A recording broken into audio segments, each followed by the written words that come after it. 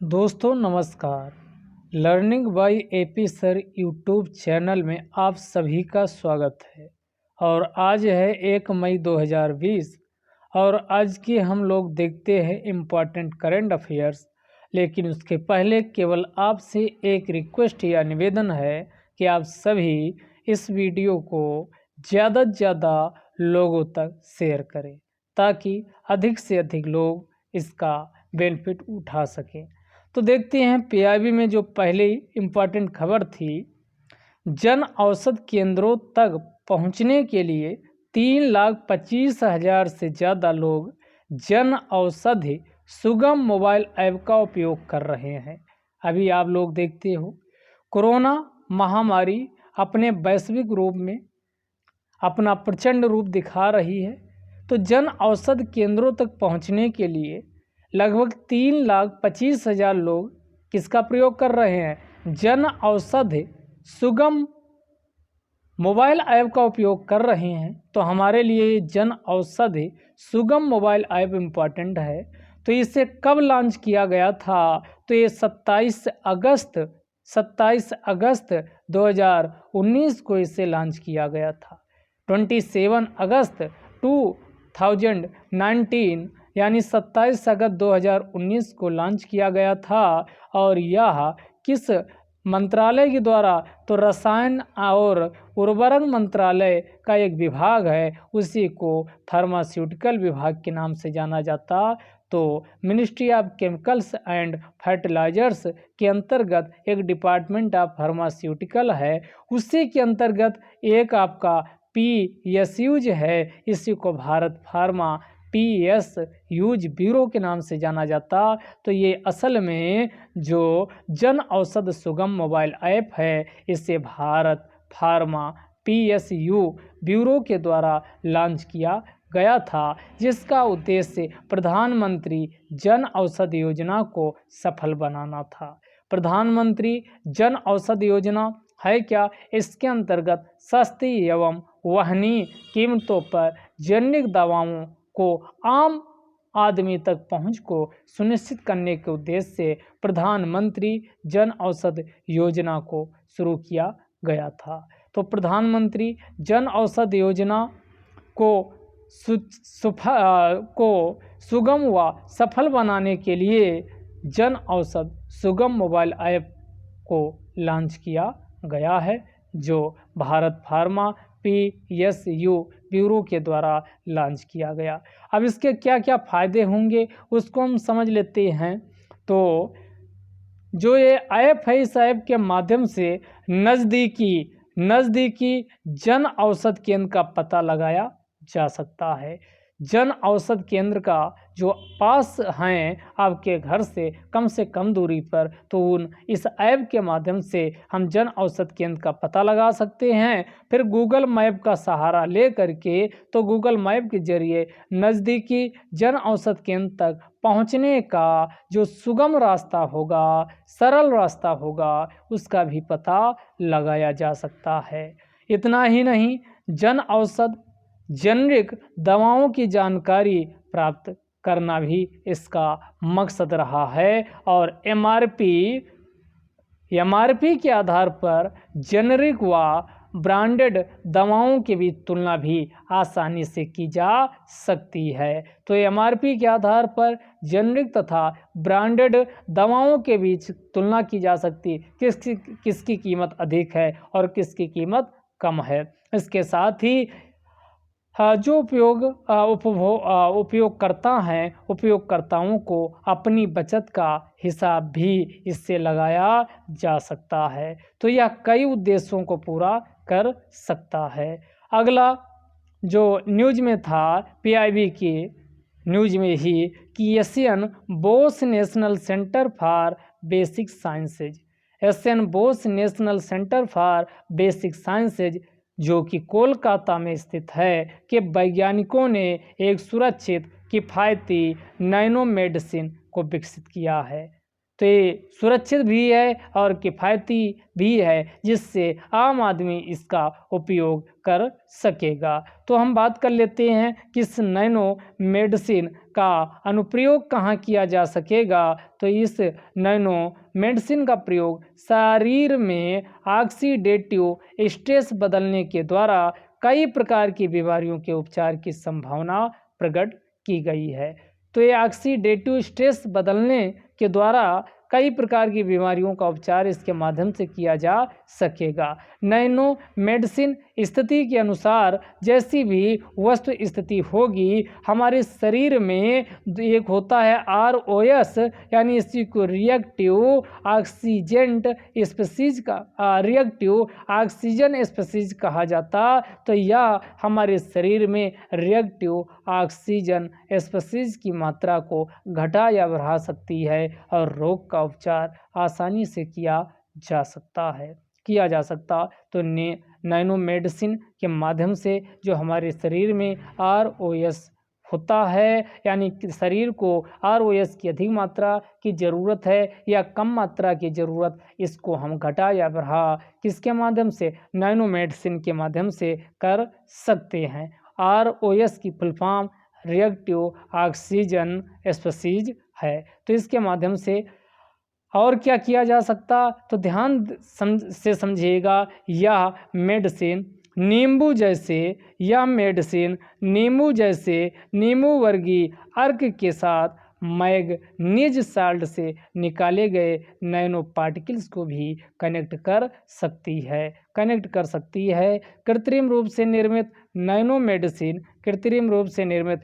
Medicine हमारे शरीर के ऊतकों में रिडक्शन ऑक्सीडेशन, जब दोनों को मिला दिया जाता तो उसी को रेडॉक्स अभिक्रिया कहा जाता है। तो हमारे शरीर में ऑक्सीजन की कितनी मात्रा है जरूरी है, कितनी हाइड्रोजन की मात्रा जरूरी है, तो इनके प्रति संतुलन रेडॉक्स प्रक्रिया के माध्यम से स्थापित किया जाता। तो इसके माध्यम से नैनो मेडिसिन के माध्यम से रेडॉक्स प्रक्रिया यानी रिडक्शन ऑक्सीडेशन प्रक्रिया के बीच संतुलन बनाया रखा जा सकेगा। नैनो मेडिसिन दिए जाने के बाद जो संवर्धित ऑक्सीडेटिव स्ट्रेस है, यह बिलिरुबिन को ब्रेक कर सकता है और हाइपर बिलिरुबिनेमिया, जो कि पीलिया के उपचार के लिए प्रभावी रूप से काम कर सकता है। तो इसके माध्यम से पीलिया जैसे रोगों का निपटारा या उपचार किया जा सकता है। अगला जो PIB में इम्पॉर्टेंट न्यूज़ था, ये किससे रिलेटेड था, आयु रक्षा कोरोना से जंग दिल्ली पुलिस के संग। तो ये पूछा जा सकता है कि ये आयु रक्षा कोरोना से जंग दिल्ली पुलिस के संग ये किसके द्वारा ये लॉन्च किया गया, तो all India institute of Ayurveda plus Delhi police ने मिलकर इसे लॉन्च किया है। आयु रक्षा कोरोना से जंग दिल्ली पुलिस के संग। इसका उद्देश्य क्या है, इसका उद्देश्य कोरोना कोविड-19 महामारी से लड़ना है और इसके माध्यम से आयुर्वेद का प्रयोग करते हुए जो हमारा इम्यूनिटी सिस्टम है, प्रतिरक्षा प्रणाली है, इसको मजबूत बनाना इसका प्रमुख लक्ष्य रखा गया है। इसमें आयुर्वेद से संबंधित दवाओं का इस्तेमाल किया जाता है। अगला हम देख लेते हैं। अगला NLC इंडिया लिमिटेड चर्चा में थी, इसी को नवेली लिग्नाइट कोल इंडिया लिमिटेड भी कहा जाता है। तो ये NLC इंडिया लिमिटेड या इसी को नेवेली लिग्नाइट एक प्रकार का कोयला होता है, तो उसी के प्रोडक्शन के लिए कार्यरत है। तो ये नेवेली लिग्नाइट कोल इंडिया लिमिटेड कहा जाता है, जो कि कोयला मंत्रालय के अंतर्गत एक पब्लिक इंटरप्राइज है और इसे नवरत्न कंपनी का दर्जा मिला हुआ है। पहली बार है कि यह कोयले का प्रोडक्शन करने के लिए तालवीरा सेकेंड व तालवीरा थर्ड जो कि उड़ीसा में स्थित प्रमुख कोयले की खाने हैं, वहां पर कोयले का प्रोडक्शन एनएलसी इंडिया लिमिटेड के द्वारा किया जाएगा। अगर हम इसकी स्थापना की बात करें तो इसकी स्थापना 1956 में 1956 में की गई थी और यह कोयला मंत्रालय के अंतर्गत आने वाला एक पब्लिक एंटरप्राइज है। इसका हेडक्वार्टर्स नवेली या चेन्नई के पास है, तो इसका मुख्यालय नवेली या चेन्नई जो भी दिया जाए में स्थित है, जो कि तमिलनाडु का एक प्रमुख शहर है। अगला हम देख लेते हैं, मिनिस्ट्री ऑफ शिपिंग के द्वारा, मिनिस्ट्री ऑफ शिपिंग या जहाजरानी मंत्रालय के द्वारा एक नई वेबसाइट शुरू की गई है। इसी को shipin.gov.in को लॉन्च किया गया है। तो पूछा जा सकता shipin.gov.in नामक नई वेबसाइट किस मंत्रालय के द्वारा लॉन्च की गई, तो ये मिनिस्ट्री ऑफ शिपिंग या जहाजरानी मंत्रालय के द्वारा लॉन्च की गई है। तो उससे ज़्यादा इम्पॉर्टेंट मिनिस्ट्री ऑफ शिपिंग या जहाजरानी मंत्रालय के कुछ हम प्रोजेक्ट की बात कर लेते, तो सबसे इम्पॉर्टेंट है सागरमाला प्रोजेक्ट। तो सागरमाला प्रोजेक्ट को कब, जब इंडिया सरकार आई थी तो उसी के एक साल बाद इसे 31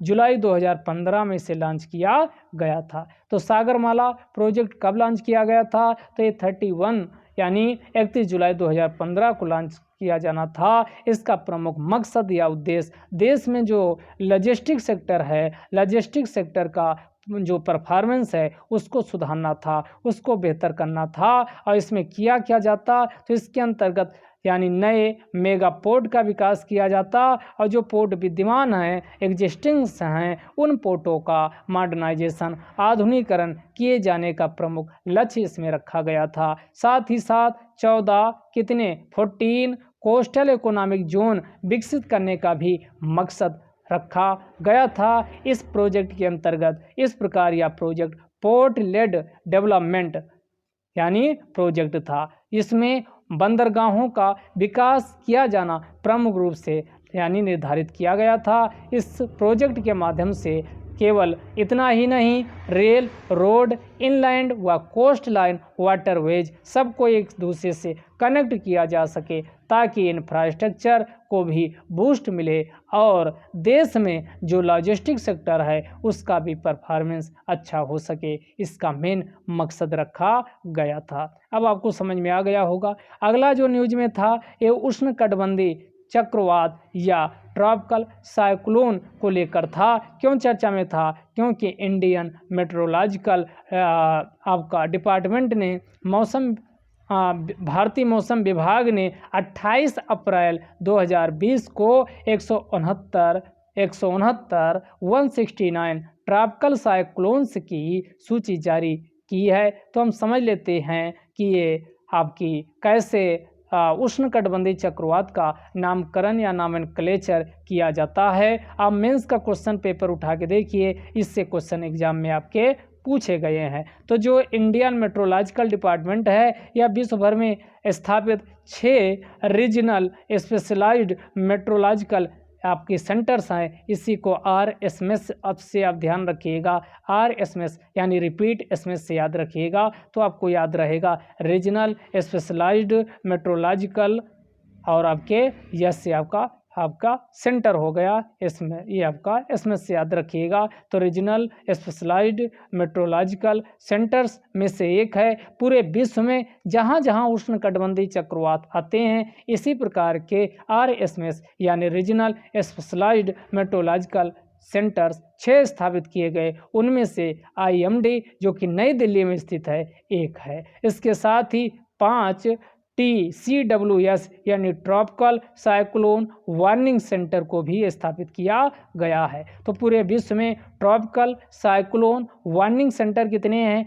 5 हैं। उनमें से IMD जो कि नई दिल्ली में स्थित है एक प्रमुख क्या है? ट्रॉपिकल साइक्लोन वार्निंग सेंटर है, ट्रॉपिकल साइक्लोन वार्निंग सिस्टम है। तो इसमें जो ट्रॉपिकल साइक्लोन वार्निंग सेंटर जिसका कार्यालय मुख्यालय नई दिल्ली में स्थित है, या IMD या भारत सहित Bangladesh, Myanmar, Pakistan, Sri Lanka, Maldives, Thailand, Saudi Arab, Qatar UAE, संयुक्त अरब अमीरात, ओमान तथा ईरान एवं यमन सहित 13 इसमें आते हैं। भारत वाले रीजनल सेंटर में जो नई दिल्ली में स्थित है वो 13 सदस्य देशों को जो भविष्य में कोई उष्णकटिबंधीय चक्रवात दस्तक देने वाला है उसके संबंध में एडवाइजरी जारी करता है। और इसी के द्वारा नई दिल्ली में स्थित यानी कि TCWS ट्रॉपिकल साइक्लोन और उसके बाद वार्निंग सेंटर तथा RSMS दोनों मिलकर उनका नाम देते हैं। तो इन्हीं जो चक्रवातों का नामकरण किया जाता है या RSMS व TCWS के द्वारा किया जाता है। तो IAS मेंस में क्वेश्चन आपका पूछा गया था कि उष्णकटिबंधीय चक्रवात क्या हैं, इनका नामकरण कैसे किया जाता है, कैसे नामकरण किया जाता। तो ये जो बे ऑफ बंगाल है वह उत्तर हिंद महासागर हैं, जिसमें अरब सागर भी भारत का ये शामिल है। अगर भारत के मैप पे डालें तो आपका ये इधर आपका अरब सागर है, इधर बे ऑफ बंगाल है। तो ये वाला और साथ ही ऊपर वाला हम इधर साथ में और कई भाग हैं या हिंद महासागर का पूरा है। तो हिंद महासागर का पूरा हिस्सा नहीं बल्कि इसमें उत्तर हिंद महासागर आता है, जिसमें बे ऑफ बंगाल व अरब सागर में आने वाले उष्णकटिबंधीय चक्रवातों का नामकरण नई दिल्ली स्थित RSMS यानी रीजनल स्पेशलाइज्ड मेट्रोलॉजिकल सेंटर्स के द्वारा किया जाता है। तो इनका नाम क्या रखा जाएगा, तो RSMS नई दिल्ली में जो कार्यालय है स्थित उसके द्वारा तय किया जाता है। अगला जो आपका है कि सितंबर 2018 में वर्ल्ड मेट्रोलॉजिकल ऑर्गेनाइजेशन जो कि संयुक्त राष्ट्र संघ का एक आपका विशेष स्पेशलाइज्ड एजेंसी है और इसके साथ ही इस कैप के 45वां यानी 45 सत्र का आयोजन हुआ था, जिसकी मेज़बानी ओमान ने की थी। तो ओमान के यानी WMO या स्काइप के 15वें सत्र में यह तय हुआ था या बात कही गई थी कि उष्णकटिबंधीय चक्रवात की नई सूची जारी किए जाने की आवश्यकता है। ध्यान देने योग्य बात यह है कि WMO व स्काइप के द्वारा 1972 से ही ये पद्धति शुरू की गई है, यानी उष्णकटिबंधीय चक्रवातों का नामकरण किए जाने की। अगला इसका अनुमोदन कहाँ मिला, अभी हाल ही में कहाँ म्यांमार में बैठक हुई, वहाँ इसका नॉमेनक्लेचर का जो नामकरण का अनुमोदन प्रदान कर दिया गया है। तो ध्यान दीजिएगा, हमने कहा कि भारत का जो RSMS है रीजनल आपका RSMS रीजनल स्पेशलाइज्ड मेट्रोलॉजिकल जो सेंटर्स है, इसमें 13 देश आते हैं और 13 देशों में प्रत्येक देश को 13 नाम दिए गए। तो 13 का मल्टीप्लाई कीजिए तो टोटल कितने नामों की लिस्ट जारी हो गई, 169 चक्रवात नामों का लिस्ट जारी की गई है, जिनमें से 13 नाम भारत के लिए भी यानी क्या किए गए, शामिल किए गए। इसमें भारत के नाम क्या हैं, तो भारत के नाम की हम जरा बात कर लेते हैं। तेज, गति, मुरासू। तो एक साथ तेज, किसी की गति तेज है और मुरमुर तेज चलोगे तो मुरमुर की आवाज़ आएगी, तो उसी से आपका पहला काम आपके भारत के संदर्भ में जो नाम रखे जाएंगे तेज, गति, मुरासू से याद रखिए, तेज, गति, मुरासू। तो ये 3 नाम ये याद हो गए, तेज, गति, मुरासू। मुरमुर की आवाज़ आती तेज चलने पर, तो तेज, गति, मुरासू हो गया। दूसरा आग, व्योम, झार। आग, व्योम, झार। आग, व्योम, झार। अगर अंतरिक्ष में आग लग गई यानी व्योम अंतरिक्ष आसमान को कहा जाता, तो झाग जैसी आपकी क्या होती, झाग दिखाई देता, धुआं दिखाई देता, तो उसी झार याद रख सकते हो। तेज, गति, मुरासू। पहला आपके 3 नाम ऐसे याद रखना, तेज, गति, मुरासू। अगले 3 नाम आपको आग, व्योम, झार, ये 3 हो गए, 6 हो गए, अभी 7 बचे हैं। तो अगले नाम है नीर प्रभंजन और उसके बाद प्रोबाहो, नीर प्रभंजन, नीर प्रभंजन। तो इसमें कौन आपका प्रोबाहो, नीर प्रभंजन और सबसे लास्ट है आपका घूर्णी अम्बुद और जलधि। जलध माने समुद्र होता, अम्बुद माने बादल होता, तो इनके पर्यायवाची से याद रखिएगा अम्बुद, जलधि और लास्ट में बेगा और आपकी घूर्णी। तो ये आपके नाम आपके भारत के संदर्भ में सुझाए गए हैं और इन्हीं नामों को सुझाए क्या, यही नाम अब आगे भारत में जो भी चक्रवात आएगा अब उसका नाम पहला जो चक्रवात होगा गति रखा जाएगा, फिर अगला नाम तेज, फिर आपका मुरासू, ऐसे नाम उसका रखे जाएंगे। तो भारत के संदर्भ में 13 नामों का एक बार फिर से रिपीटेशन करते हैं। आपके तेज, गति, मुरासू, आग, व्योम, झार, प्रा, बाहो, नीर, प्रभंजन, घूर्णी, अम्बुद, जलधि एवं बेगा। घूर्णी, अम्बुद, जलधि एवं बेगा, ये नाम आपके भारत के संदर्भ में यानी रखे जाएंगे। बांग्लादेश के संदर्भ में अगर हम बात करें तो बांग्लादेश के संदर्भ में निसर्गा प्रमुख नाम सुझाया गया। अन्य 13 नाम है, लेकिन 13 नाम भारत के याद रखिए, विश्व के आपको नाम याद रखने की ज़रूरत नहीं है। जो भी चक्रवात जिस समय आएगा उसकी हम बात कर लेंगे। और ईरान के लिए जो नाम किया गया वो निवार को शामिल किया गया है। अब आगे हम देख लेते हैं जो करंट में चर्चा में था, अभी चर्चा में था अल्जाइमर इनहिबिटर या इसी को अल्जाइमर अवरोधक कहा जाता है। इसका विकास Jawaharlal Nehru centre for advanced scientific research जो कि DST department of science and technology के अंतर्गत एक स्वायत्त संस्थान है के वैज्ञानिकों ने क्या किया है, अल्जाइमर इनहिबिटर का विकास किया है, जिसके अंतर्गत अल्जाइमर इनहिबिटर के माध्यम से इन्होंने क्या किया, बर्बेरिन की संरचना को बेर-डी में परिवर्तित कर दिया है। बर्बेरिन की संरचना को बेर-डी में परिवर्तित कर दिया है। तो हम यहाँ समझ लेते हैं कि आखिरकार ये बर्बेरिन की संरचना को बेर-डी में परिवर्तित करने का फायदा क्या मिलने वाला है। तो ध्यान से समझिएगा, जो बर्बेरिन है क्यूमिन के समान एक प्राकृतिक एवं सस्ता उत्पाद होता है, जो चमकीला पीले रसायन है जो आपके कुरुमा लोंगा प्लांट्स द्वारा निर्मित होता है। किसके द्वारा निर्मित होता, कुरुमा लोंगा प्लांट्स के द्वारा कुरकुमिन निर्मित होता है। तो जो बेर-डी है यह बेर-डी किससे आपका परिवर्तित हुआ है, तो बर्बेरिन की संरचना को, जो बर्बेरिन था इससे हम क्या बना लेंगे, बेर-डी को बना लेंगे। और बेर-डी अब किस रूप में काम करेगा, डिजॉल्व्ड एंटीऑक्सीडेंट के रूप में काम करेगा। और बेर-डी का उपयोग करते हुए हम अल्जाइमर इनहिबिटर के रूप में इस्तेमाल कर सकते हैं। अब यहाँ बात आई ये अल्जाइमर है क्या, तो अल्जाइमर एक प्रकार की न्यूरो डीजनरेटिव डिसऑर्डर होती है। क्या होती है, ये न्यूरो डीजनरेटिव डिसऑर्डर होती है, जिसमें डिमेंशिया के जो 70% से अधिक केस हैं वो अल्जाइमर से संबंधित होते हैं। चूँकि अल्जाइमर का अभी सटीक इलाज यानी सक्सेसफुल नहीं हो पाया है, तो इसीलिए इस पर रिसर्च अभी चल रहा है। तो ये आपका अल्जाइमर ध्यान रखना चाहिए आपको, जो कि करंट में था। अगला देख लेते हैं,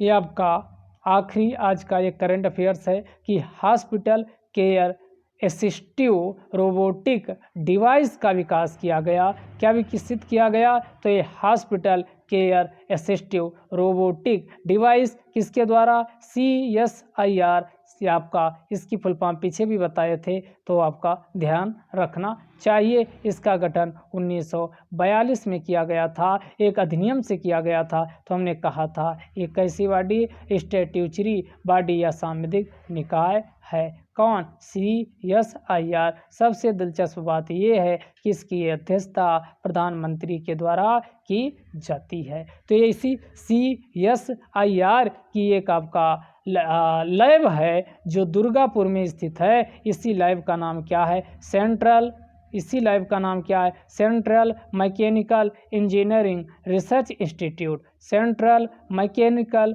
इंजीनियरिंग रिसर्च इंस्टीट्यूट दुर्गापुर के द्वारा hospital care assistive robotic device HCARD यानी H card hospital care assistive robotic device का विकास किया गया है इसके माध्यम से हम सोशल डिस्टेंसिंग को मेंटेन कर पाएंगे और इस रोबोट के माध्यम से जो कोरोना पॉजिटिव पेशेंट है वहाँ तक दवाएं खाने पीने की वस्तुएं आसानी से पहुँचाया जा सकेगा। तो इसी के बाद आपका अगला जो कुछ इम्पोर्टेंट थे अभी आपने देखा कि भारत क्या एक के बाद एक सदमे से यानी घिरता जा रहा है। ऋषि कपूर साहब की क्या हुई, यानी इरफान खान के बाद ऋषि कपूर साहब की भी क्या हुई, डेथ हो गई। तो ऋषि कपूर, आप ध्यान से क्वेश्चन आपके एग्जाम में क्या पूछा जा सकता है, यही पूछा जा सकता है इनका संबंध किससे है। तो ये क्या थे, एक एक्टर या अभिनेता थे। तो आपको ध्यान रखना चाहिए, इनकी फिल्मों को ज़रूर आपको समय मिले तो कई हैं उनमें आपको देखना चाहिए। तो इसके बाद एक और आपका जो डेथ हुई, तो एक फुटबॉलर हैं, तो फुटबॉलर जिनकी अभी हाल ही में डेथ हो गई है, एक फुटबॉलर, अब इनका नाम भी हमको क्या नाम था, चलो इसको बाद में डिस्कस कर देंगे, अभी याद आ नहीं रहा।